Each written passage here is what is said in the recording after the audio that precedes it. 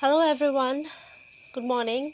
I hope everybody understood the chapter correct, and if you have any queries, any doubts regarding the chapter, please let me know, okay?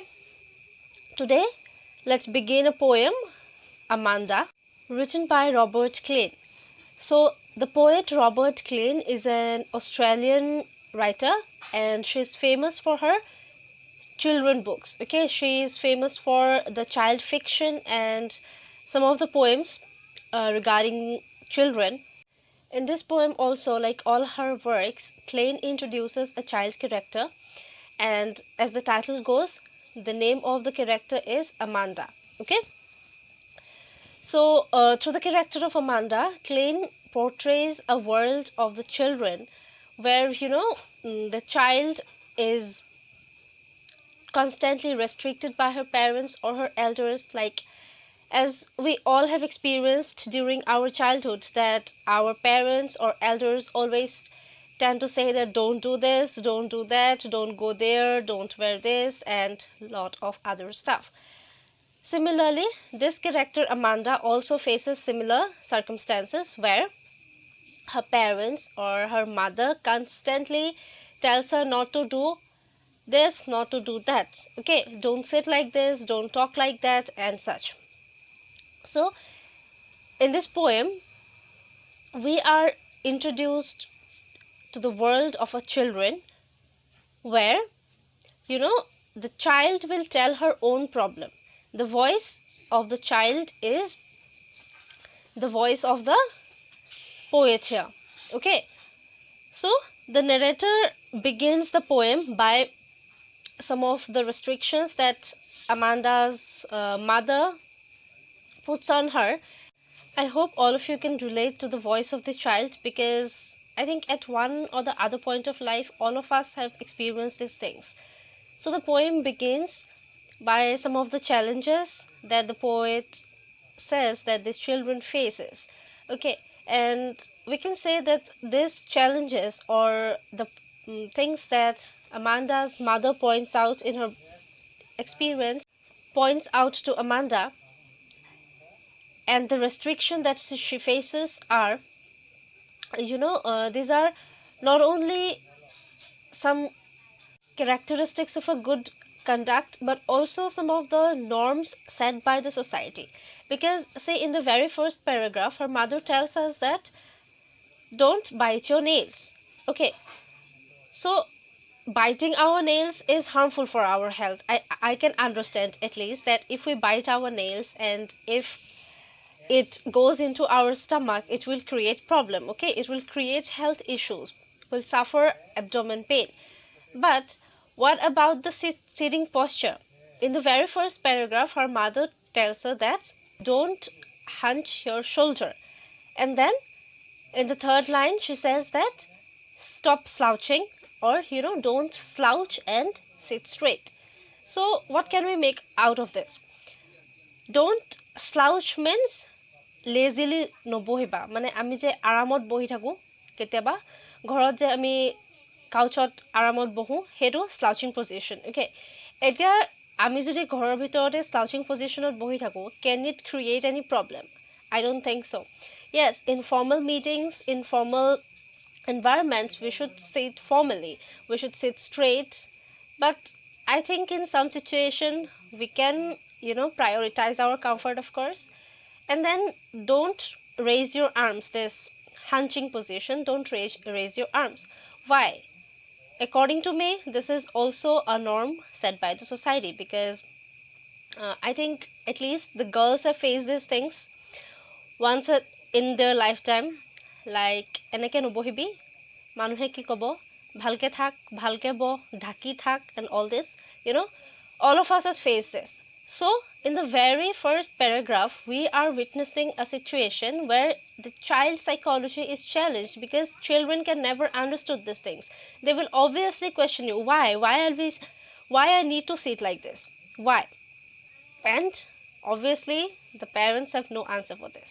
Yes, of course, we can't discard the medical or the scientific reasons that if we sit in a slouching position every time, or half of our life we spend sitting in a slouching position, then of course we'll be creating a lot of issues for our own health.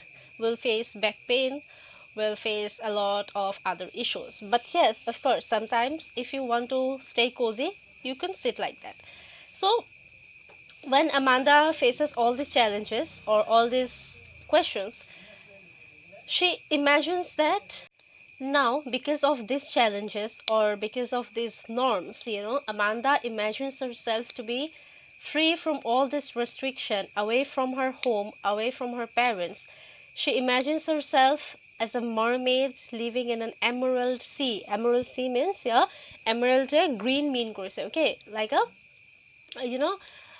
clean beautiful sea black কেনেকুৱা থাকে, either blue color or green color. So ইয়াতে Amanda green color tranquil sea এটাৰ scene imagine কৰিছে য'ত she'll be free of all these restrictions. Okay, she'll be free from all the questions and all the norms set by the society or by the elders. She wanted to be free. Okay, and her language means relaxed. আৰু Amanda এইটো imagine কৰিছে that she will be a free mermaid in a green emerald sea, relaxing and drifting means going with the flow. Yet drifting সেইটো mean কৰিছে that she will go with the flow of the sea and she will be free there. Okay, she will be in a tranquil environment. She will enjoy her own life. Nobody will interfere there. এতিয়া I hope সবৰে এনেকুৱা এটা situation আহিছে যেতিয়া সবে ভাবে ঘৰত নথকা হলে ভাল হলহেঁতেন নেকি, হয় নাই?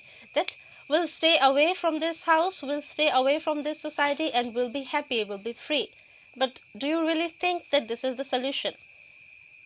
Do you think that the parents are the problem or the society is the problem or the norms set by this society are the main problems? Okay? Answer me this. Then, in the next paragraph, see the common questions of every student's life, okay, including me. Did you tidy your room? Did you finish your homework? Did you clean your shoes?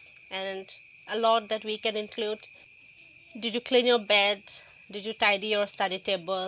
Did you wash your clothes? And a lot more, right? So, এনেকুৱা যেতিয়া questions সদায় face কৰি থকা হয় তেতিয়া children বিলাকৰ mindত কেনেকুৱা types of ideas আহে জানানে? They just want to leave all this and run away. যেটো আমাৰ next paragraphত ভালকে poete বুঝাই দিছে that Amanda wants to be an orphan. Okay, এই questions বিলাক face কৰি থকাৰ পাছত she was so fed up with all these questions that she want to run away from this house, from her parents and from the society that she is living in. She wants to be free from every bondage.